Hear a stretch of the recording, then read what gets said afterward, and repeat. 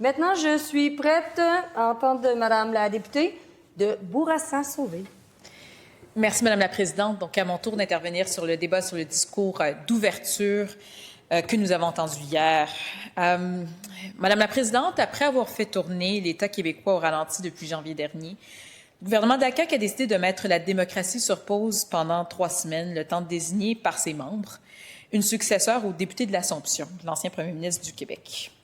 Je peux vous dire, Madame la Présidente, que nous avions hâte au Parti libéral du Québec de pouvoir revenir ici, en cette enceinte, au Salon Rouge, afin de pouvoir en découdre avec le gouvernement et afin de pouvoir en découdre avec ce gouvernement caquiste, donc qui, je dois le rappeler, est en fin de régime et qui nous a mis sur pause pendant toute cette période, afin de continuer d'exercer notre rôle de législateur et de contrôleur de l'action gouvernementale.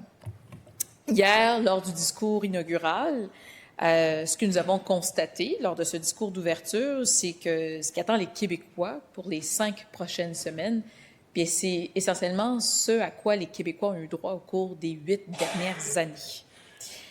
Le gouvernement de la CAQ nous est arrivé dans ce discours de fin de session avec le même film qui met en vedette les mêmes acteurs, les mêmes tactiques, ainsi que les mêmes promesses. Mais, un peu comme l'expliquait un peu plus tôt le chef de l'opposition officielle, le chef parlementaire de l'opposition officielle, parfois même avec des promesses qui étaient moins ambitieuses que celles auxquelles nous avait habitué le gouvernement de la CAQ. Dans cet esprit, Madame la Présidente, à notre sens, les Québécois ne sont pas dupes. Ils ne voient bien qu'ils n'ont pas devant eux un nouveau gouvernement, qu'ils n'ont toujours pas un gouvernement qui est prêt sur le plan économique. Oh, Madame la Présidente. Les Québécois se souviennent d'avoir vu la première ministre voter en faveur des budgets lourdement déficitaires qui ont mené à notre décote auprès d'agences de notation.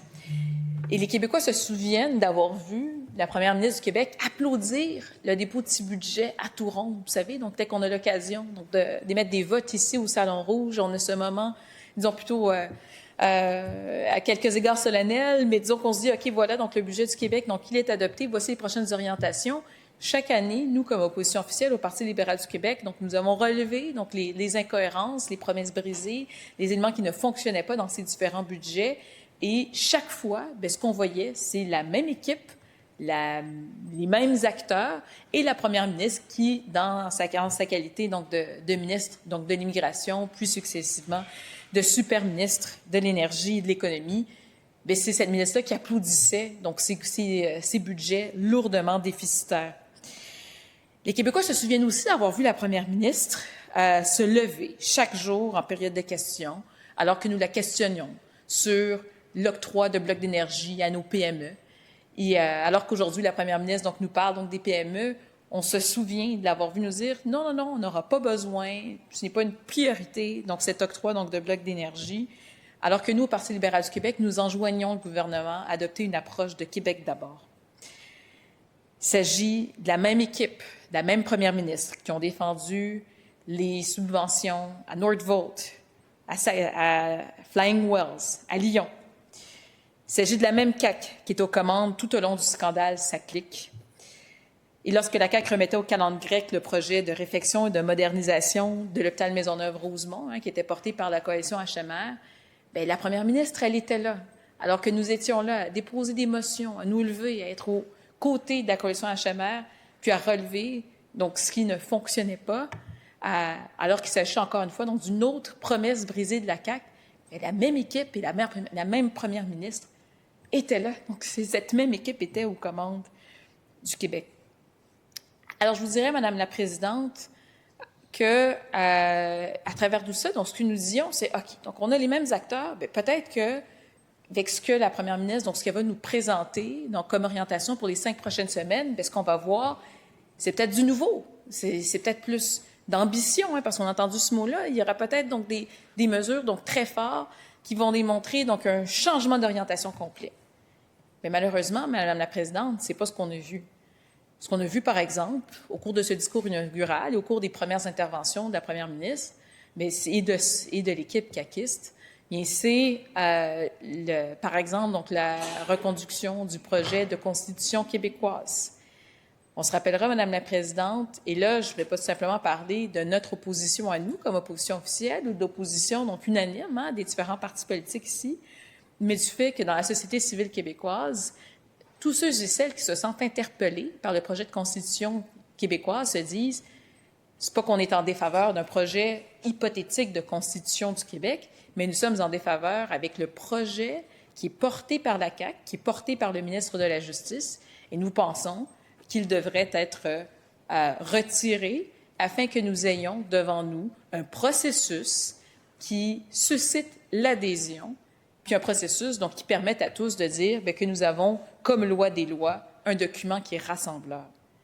Mais malheureusement, ce qu'on a vu au cours des dernières heures et des derniers jours, Madame la Présidente, c'est un gouvernement de la CAQ qui nous ramène dans ses priorités ce projet qui fait en fait l'unanimité contre lui, ou disons, peut-être plus précis, disons un consensus contre lui, de la part des Premières Nations, de la part de tous ceux qui ont à cœur les droits et libertés au Québec, de la part de tous ceux qui se disent, ben non, il nous aurait fallu un processus qui mette en confiance la population.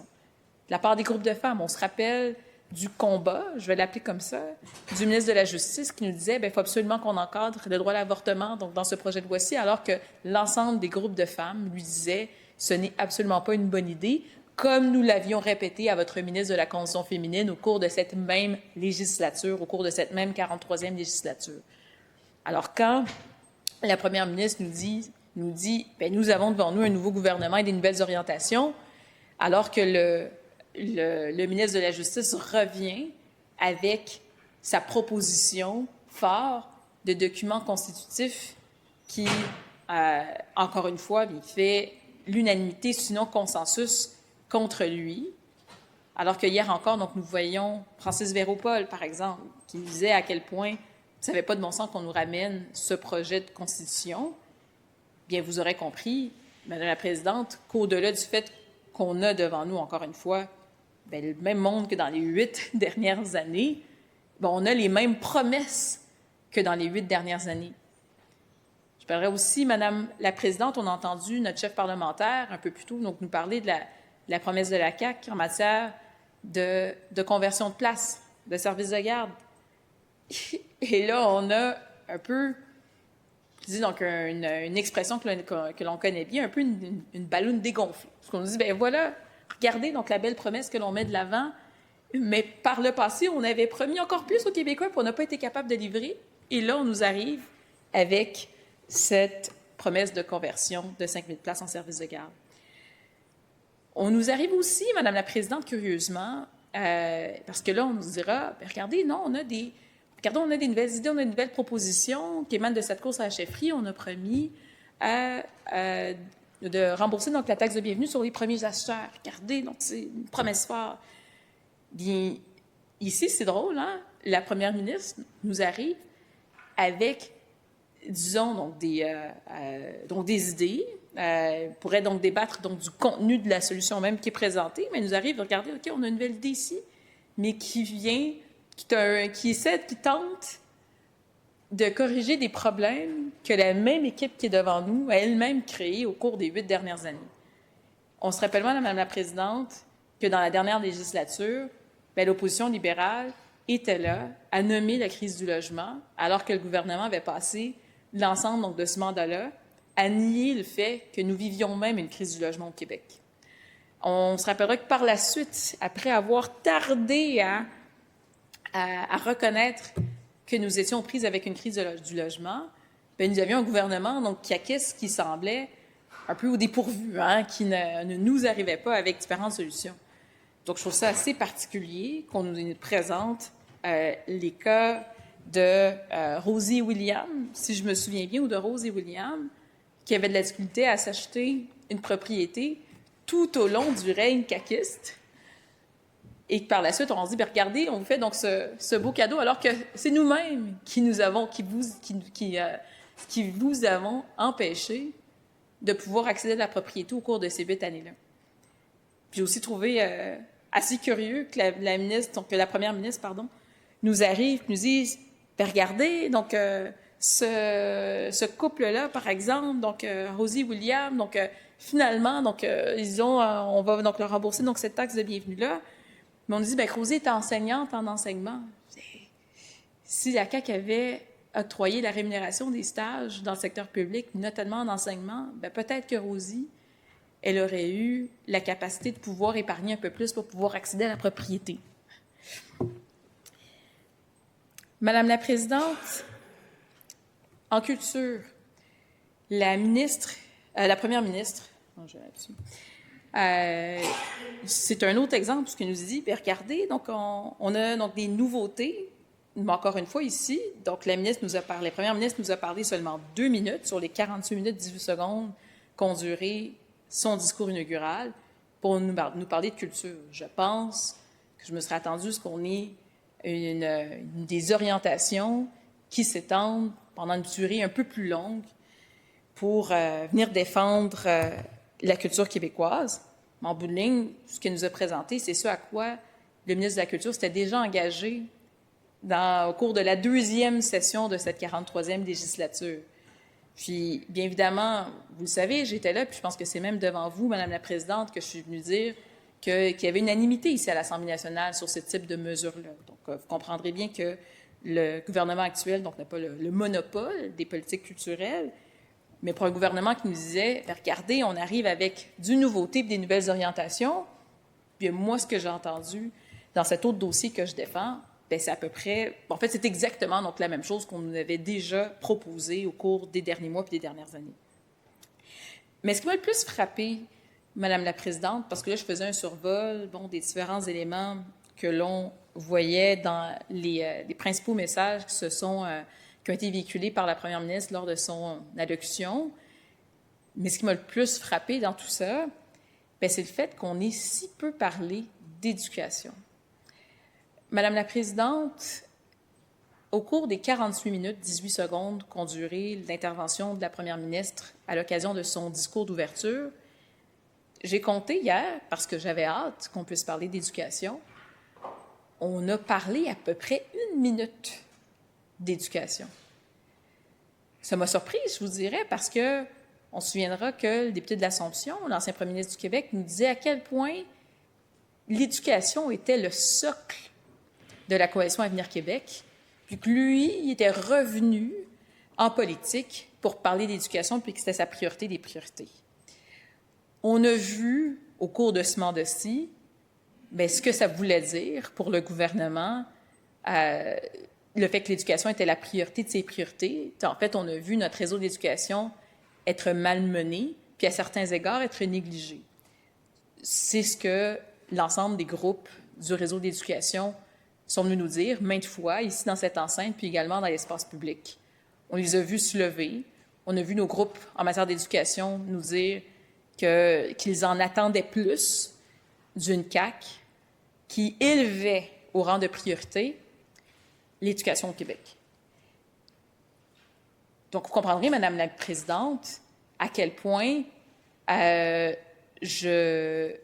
ne peux qu'imaginer comment donc nos acteurs, nos parties prenantes, donc tous ceux et celles qui prennent soin de nos jeunes dans le réseau d'éducation, comment est-ce qu'ils doivent se sentir aujourd'hui au lendemain de ce discours d'ouverture qui n'a à peu près pas parlé d'éducation. Je peux imaginer que ces groupes doivent être très inquiets d'apprendre que dans les 5 priorités, quand même assez larges, mais les 5 priorités nommées par la nouvelle première ministre du Québec, que l'éducation, manifestement, ça ne faisait pas partie de ces priorités-là. Ça doit être inquiétant avec les dernières années qu'on vient de connaître.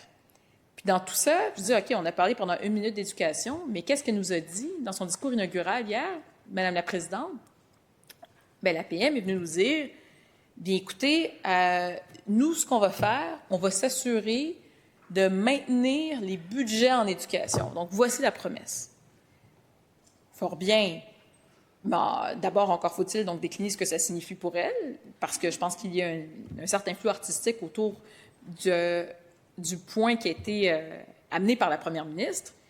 Mais j'ai trouvé ça, je vous dirais que j'ai quand même trouvé ça assez curieux de voir la première ministre donc se lever et nous dire, bien, voici ma promesse de cette année. alors que le réseau de l'éducation a subi des pressions de 570 millions l'été dernier à peine, donc ça fait même pas un an, Madame la Présidente. Après, puis évidemment, donc ça s'additionne avec les autres compressions que le réseau a connues au cours de l'année précédente, là, mais mettons qu'on se concentre donc sur celle-ci. Ça a quand même été donc une année scolaire, ou disons deux années scolaires extrêmement difficiles pour le réseau, qui a dû subir des compressions à la dernière minute, cette compression surprise de 570 millions dont je viens de parler, qui a dû subir un yo-yo budgétaire, puis sa pire rentrée scolaire que le réseau ait connue, disons, depuis 15-20 ans. Fait que vous vous imaginez que dans ce cadre-ci, donc quand la ministre nous dit, ben regardez, donc là, c'est terminé, elle est en train d'apporter, ou disons, de tenter ou d'envisager d'apporter un correctif. Donc, à leur propre problème, si elle amène ce point-ci, c'est parce que le réseau s'est soulevé puis est venu nous dire, ben regardez, la CAQ, ça ne fonctionne pas, la manière dont vous opérez dans le réseau d'éducation. Donc, nous sommes en désaccord avec ces compressions surprises en fin d'année, ou disons, donc, mise de l'avant, donc en plein mois de juin, après, à la fin des classes ou à la fin des classes, donc à la dernière minute, sur le point qu'on n'est pas capable de se réajuster. C'est la première fois qu'on vit ça. Mais les gens sont venus nous dire, c'est la première fois qu'on vit ça en carrière. Puis ça, c'est la CAQ qui est venue apporter cette problématique-là. Et là, quelle ne fut pas ma surprise de voir le nouveau ministre de l'Économie et de l'Énergie lui-même se lever et applaudir la promesse de sa nouvelle patronne qui vient corriger donc sa propre mesure ou les propres orientations que lui-même a eues lorsqu'il était ministre de l'Éducation il y a quelques mois à peine. Donc, vous comprendrez ici que non seulement donc j'ai été un peu estomaquée de voir ça, mais après ça, je me suis aussi dit, au-delà du fait que, bon, qu'on a l'impression que la première ministre donc, nous arrive avec une proposition qui est exclusivement politique, j'ai aussi eu l'impression qu'on ne nous arrivait pas avec une vision ou de l'ambition en matière d'éducation, Madame la Présidente. On le sait, on compose, le réseau d'éducation compose avec des infrastructures qui sont vétustes. Le réseau d'éducation compose avec une pénurie d'enseignants, avec un enjeu de rétention du personnel.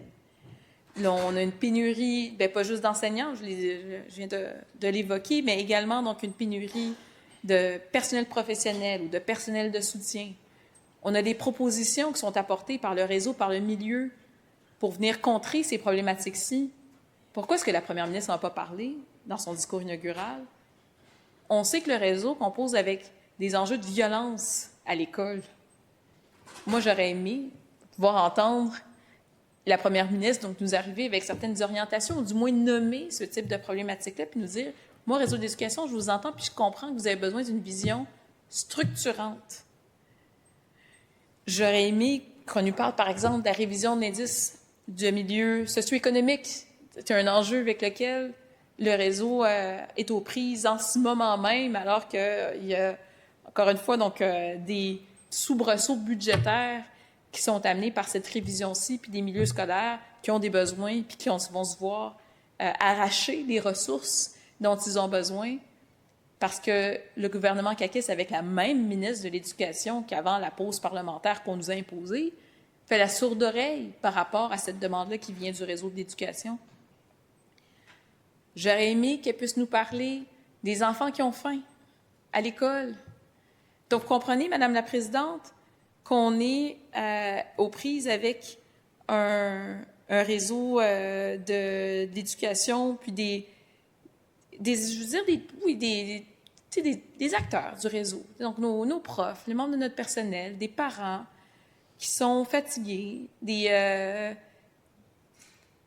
adultes structurants qui entourent nos jeunes, qui encadrent nos jeunes, puis qui se demandent quand est-ce qu'on va penser à eux, puis qui doivent vraiment être déçus qu'en fin de régime, qu'on est un gouvernement caquiste qui élude complètement les priorités du réseau de l'éducation qui sont vécues par 1 million de jeunes tous les jours de septembre à juin.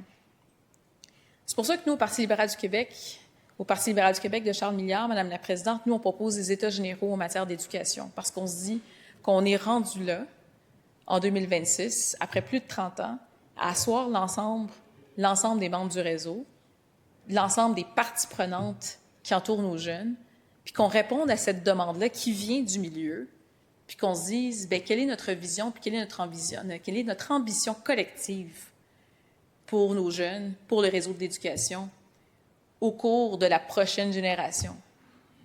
C'est ça que le réseau aurait voulu entendre de la part de la nouvelle première ministre du Québec, qui malheureusement nous dit « Moi, j'ai 5 priorités, puis l'éducation, bien, ça ne fait pas partie de ces 5 priorités-là. Puis dans mon discours, bien, je vous parlerai sur 48 minutes 18 secondes, 1 minute d'éducation au Québec. » Donc, dans cet esprit, Madame la Présidente, je vous dépose la motion de grief suivante, que l'Assemblée nationale blâme sévèrement le gouvernement caquiste pour son manque de vision et son absence d'ambition en matière d'éducation, qui a pour seule orientation le fait de ne pas couper, cette fois-ci, dans les budgets déjà déficients des services aux élèves. J'enjoins l'ensemble des membres ici, bien évidemment, à voter en faveur de cette motion de grief. Et nous avons bien hâte de poursuivre au cours des 5 prochaines semaines nos débats ici en Chambre avec ce gouvernement caquiste qui est en fin de régime. Merci, Madame la Présidente. Merci, Madame la députée. Je vous rappelle que votre motion est déposée sous réserve de sa recevabilité. Merci pour votre intervention.